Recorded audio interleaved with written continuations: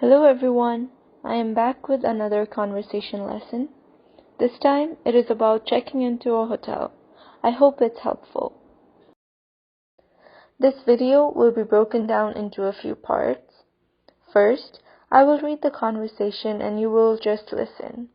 Second, you will be able to listen to the conversation, but you will also be able to look at Nepali scripts at the same time. Third, you will see translations in Japanese, so you can check this part to see if your understanding was correct.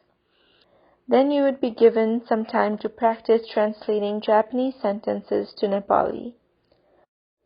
Lastly, I will share some additional details that will help you better understand this context. Let's begin the conversation. Please listen carefully.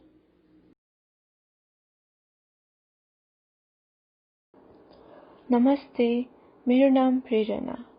मैले एक हप्ता अगाडि 2वटा कोठा मेरो नाममा book गरेको थिएँ। तपाईको पूरा नाम? मेरो नाम प्रेरणा अनि मेरो साथीको नाम गाई। एकछिन पर्खनुस् है, म हेरिदिन्छु। तपाईसँग बुकिङ कन्फर्मेसन छ? हजुर, मैले स्क्रिनशट लिएको थिएँ, हेर्नुस् त। ए, तपाईको रुम तेस्रो तल्लामा छ। 301 अनि 302। ए हुन्छ, धन्यवाद। यो होटलमा एलिभेटर छ? हामीसँग धेरै सामान छ। एलिभेटर त छैन, तर हामीले तपाईको सामान माथि पुर्याइदिन सक्छौं। ए हुन्छ, धन्यवाद। अनि पैसा तिर्न कार्ड चल्छ?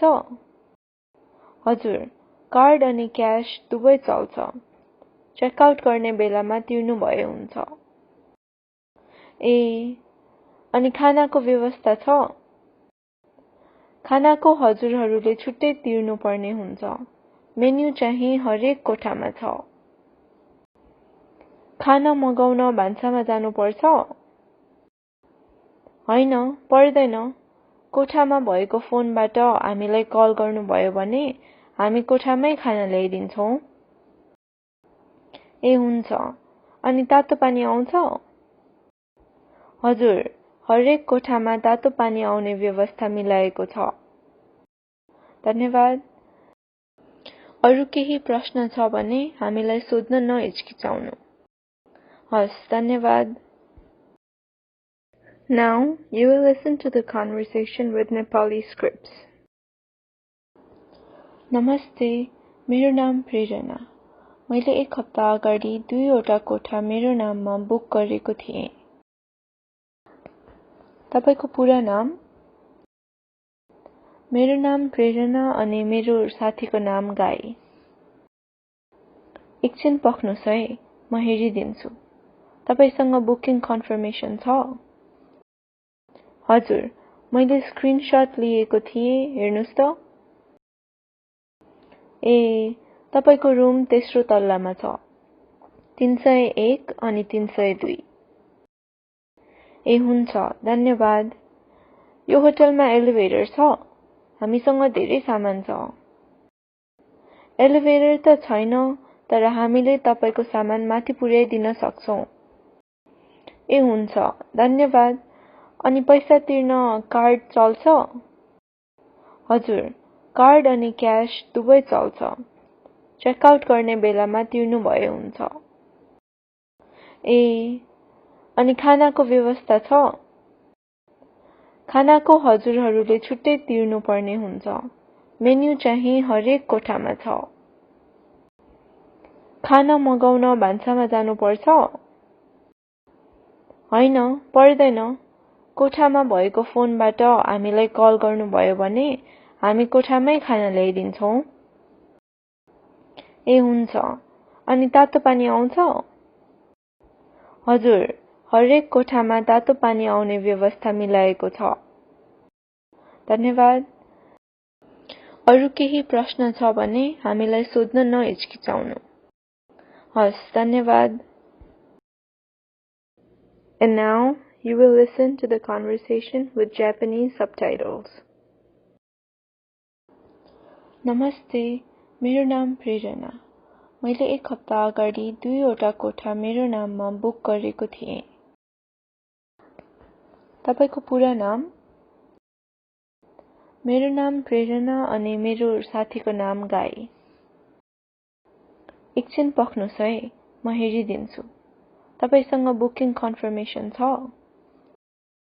हजुर, मैले स्क्रिनशट लिएको थिएँ, हेर्नुस् त।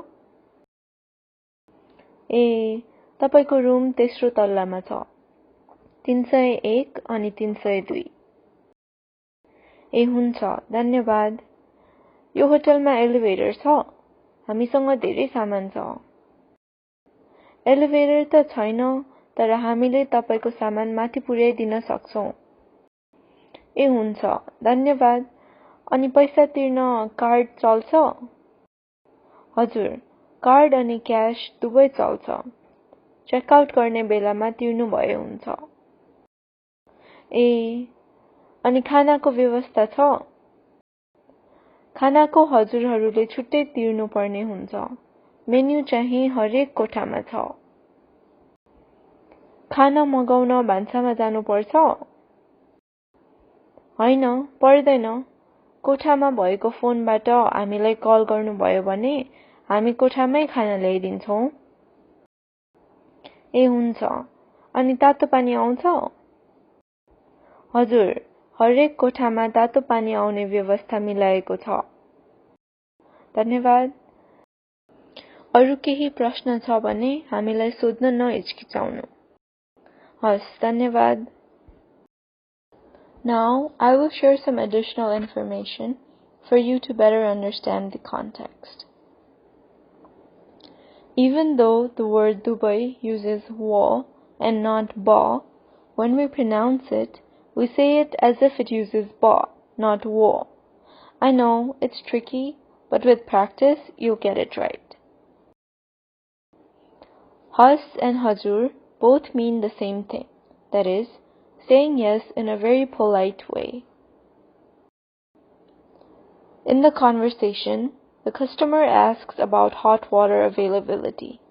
If you are going to a rural place in Nepal, chances are there might not be any hot water available. So if it's a necessity to you, it's always a good thing to look for the availability when you are booking your hotel. Hichkichaunu means to hesitate. But if you add na in front of it, it becomes to not hesitate.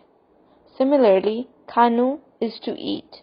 So, not to eat would be na khanu. You can try this with garnu, khelnu, bujnu, etc.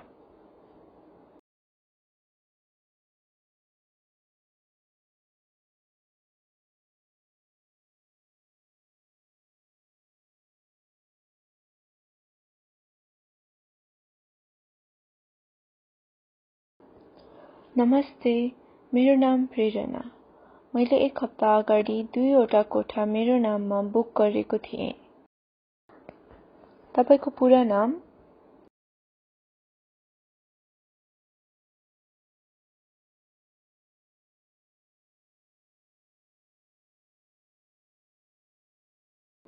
मेरो नाम प्रेरणा अनि मेरो साथीको नाम गाई। एकछिन पर्खनुस् है, म हेरिदिन्छु। तपाईसँग बुकिङ कन्फर्मेसन छ?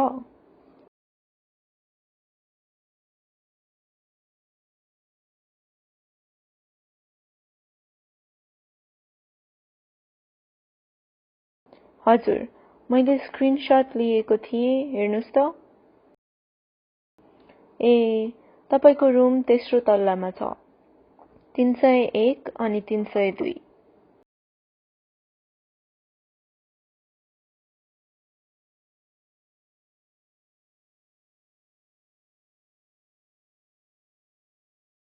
ए हुन्छ, धन्यवाद। यो होटलमा एलिभेटर छ? हामीसँग धेरै सामान छ।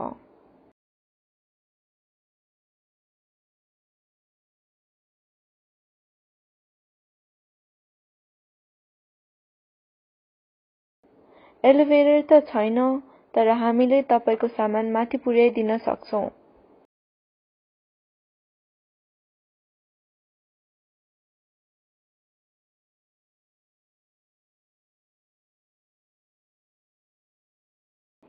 ए हुन्छ, धन्यवाद। अनि पैसा तिर्न कार्ड चल्छ? हजुर, कार्ड अनि क्याश दुवै चल्छ। चेकआउट गर्ने बेलामा तिर्नु भए हुन्छ।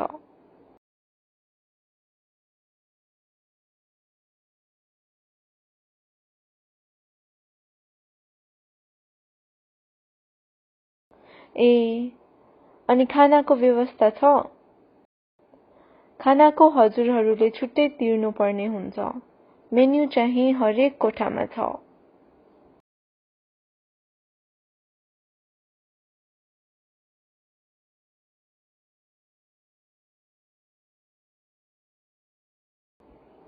खाना मगाउन भान्सामा जानुपर्छ?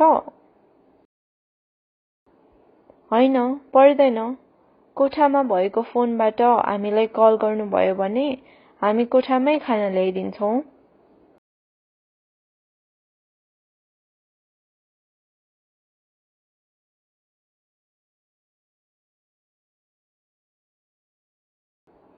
ए हुन्छ, अनि तातो पानी आउँछ?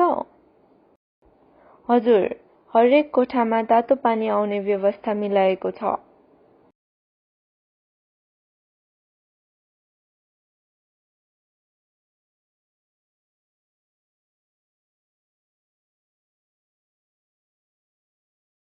धन्यवाद। अरू केही प्रश्न छ भने हामीलाई सोध्न नहिचकिचाउनु। हस्, धन्यवाद। That is all for today. Thank you so much for watching. If you found this video helpful, do leave a like and comment if you would like to see more of this. Please subscribe to Guy's channel for more videos on Nepali Sign Language and Nepali language in general. Dhanyavad.